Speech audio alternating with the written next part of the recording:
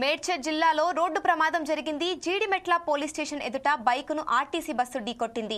ఈ ఘటనలో ఇద్దరు యువకులు తీవ్ర గాయాలు కాగా స్థానికులు వారిని హుటాహుటిన దగ్గరలోని ఆసుపత్రికి తరలించారు. అక్కడున్న సీసీ కెమెరాలో ఈ ప్రమాద దృశ్యాలు రికార్డయ్యాయి. జీడిమెట్ల డిపోకు చెందిన ఆర్టీసీ బస్సు పోలీస్ స్టేషన్ దగ్గర యూటర్న్ తీసుకుంటున్న సమయంలో ఇద్దరు యువకులు శివ, భాను బైక్ పై అతివేగంగా వచ్చి బస్సును ఢీకొట్టి కింద పడ్డారు. ఈ ఘటనలో ఇద్దరికి తీవ్ర గాయాలయ్యాయి.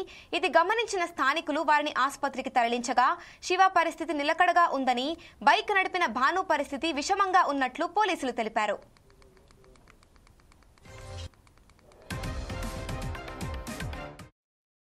ఏడు గంటల 30 నిమిషాల సమయంలో జీడిమెట్ల పోలీస్ సిబ్బంది అందరూ వీక్లీ పరేడ్ చేస్తున్న క్రమంలో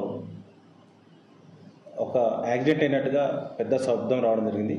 ఆ శబ్దం వినగానే ఇమీడియట్లీ మేము అక్కడికి పరిగెత్తుకొని వెళ్ళి చూసేసరికి ఒక జీడిమెట్ల డిపో ఆర్టీసీ బస్కి ఒక 2-వీలర్ బైక్ గుద్దుకొని ఇద్దరు యువకులు రక్తస్రావంలో కొట్టుమిట్టాడుతుంటే ఇమీడియట్లీ మా సిబ్బంది మేము కలిసి ఆటోలో ఆ ఇద్దరిని దగ్గరలో ఉన్న ఒక ప్రైవేట్ హాస్పిటల్కి షిఫ్ట్ చేయడం జరిగింది.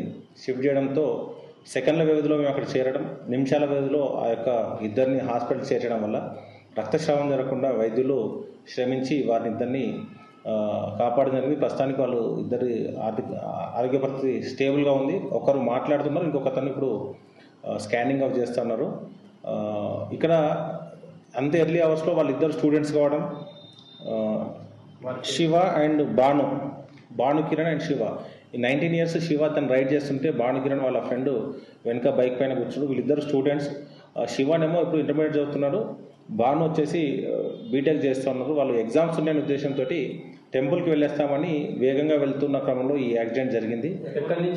వీళ్ళు గాజుల రామారం నివాసులు. వాళ్ళు గాజుల రామారం నుంచి తాడ్బండ్కి వెళ్తున్నట్లుగా మనకు వాళ్ళు చెప్పడం జరిగింది. తాడ్బండ్ వెళ్తున్న క్రమంలో మనకు జీడిమెట్ల పిఎస్ దాటిన తర్వాత హెచ్ఎంటీ గ్రౌండ్కి వెళ్ళే రోడ్లో ఈ యాక్సిడెంట్ జరిగింది. ప్రస్తుతానికి ఆర్టీసీ డ్రైవర్ మా అదుపులో ఉన్నాడు. ఆ యొక్క ఇంజూరీ అయిన వ్యక్తులు హాస్పిటల్లో ట్రీట్మెంట్ పొందుతూ ఉన్నారు.